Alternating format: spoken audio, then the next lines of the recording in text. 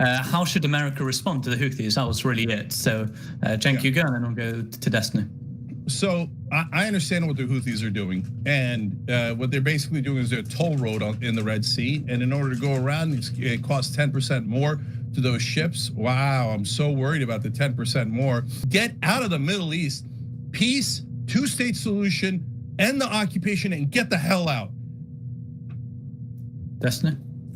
You can't attack and close international shipping lanes because you're not happy about another conflict that's unrelated to you. That should absolutely be enforced with the full brunt of every military option we have available to us. If you're attacking or trying to close international shipping lanes, then yeah, your stuff is going to get blown up. I think that's a totally reasonable response. If the United States should be doing anything internationally, it should be guaranteeing free passage through shipping lanes. It's like one of the only noble, righteous missions we could possibly have when it comes to conducting international warfare.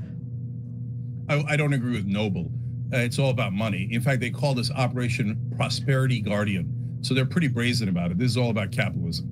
Yeah, I agree. It is a lot about money, and poor people that can't afford things like food or water or other goods or services are the ones that are probably hurt the most when these types of shipping things get contravened, right? The cost of shipping containers is exploding across Europe, who already were feeling crunches from energy pressure and energy prices. It's not like rich people are necessarily being hurt as much by increased cost of goods or services. It's probably going to be poor people that get hurt the most, is what I would imagine. But not America, but corporations had to pay 10% more.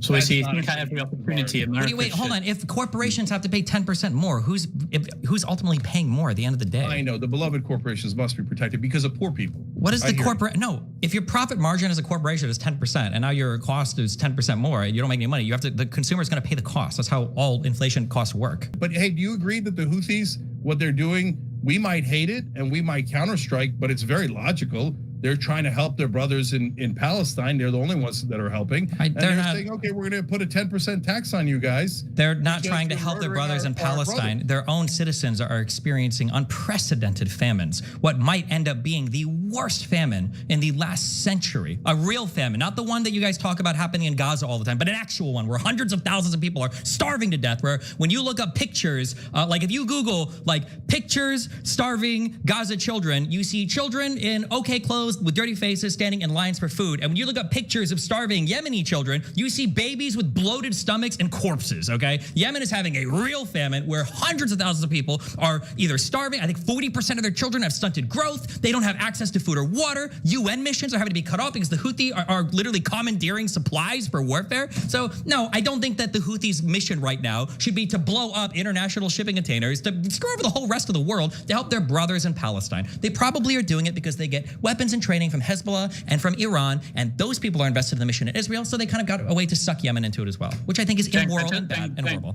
I'm going to intimidate you back by killing you more.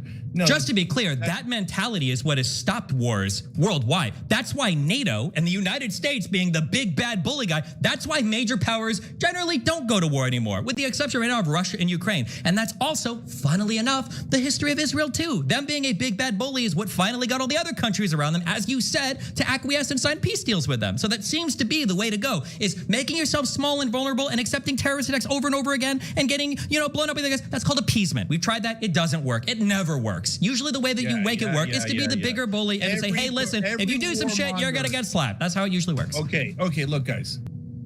Into a fight for peace and justice. No more a war, no more occupation, no more money to Israel. As long as they continue to do that, they are not our ally. They have gotten us into tons of conflicts on their behalf because they wanted more land. And this is the worst ally in the world. They never listen to us.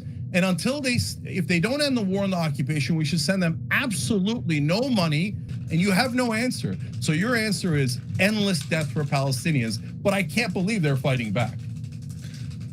Yeah, Destiny, maybe just take a minute to respond and then we'll finish. Sure. This is my frustrating thing when it comes to talking about international conflict, when it comes to talking about politics, and when it comes to talking about solving these things on the ground, okay? You've got some people that work incredibly hard in government, in NGOs, in political negotiations from other countries that really try to bring the conflict to the end. And then you've got pundits that make money off of hyperbolizing the actual conflict and not actually saying anything meaningful about it.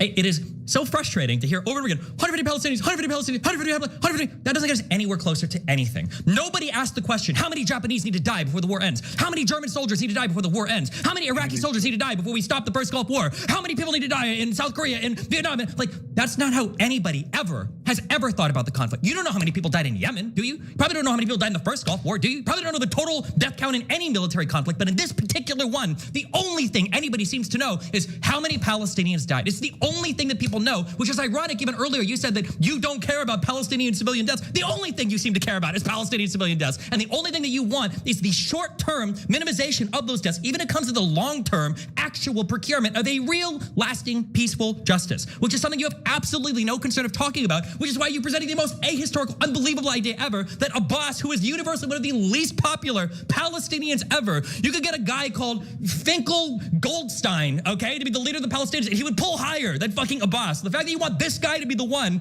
to negotiate these peace deals with Israel when it would probably lead to the third, fourth, and fifth intifada combined is just an unrealistic solution. But in response to any of these actual roadblocks that somebody puts up before you for peace, the only thing you can say is murder, evil, immoral, 150, dead every day, evil, US, not good, don't support evil. But like even what you're saying here, don't support Israel anymore as the United States. What do you think Israel would do if they didn't have the support of the United States? We might be one of the only partners that are actually reining them in, which we have. It's why we've encouraged them to slow down on their strikes. It's why we've encouraged them to allow humanitarian aid in. We're probably one of the only people that Israel will actually listen to when it comes to curbing the violence that happens against Palestinians. I think that there needs to be an actual conversation on about pundits, like actually talking about realistic peace plans and not just repeating these like talking points over and over again of like 150 dead, 150 dead. That doesn't get us anywhere. We've never thought about any conflict like that ever. Well, I think that's a good end.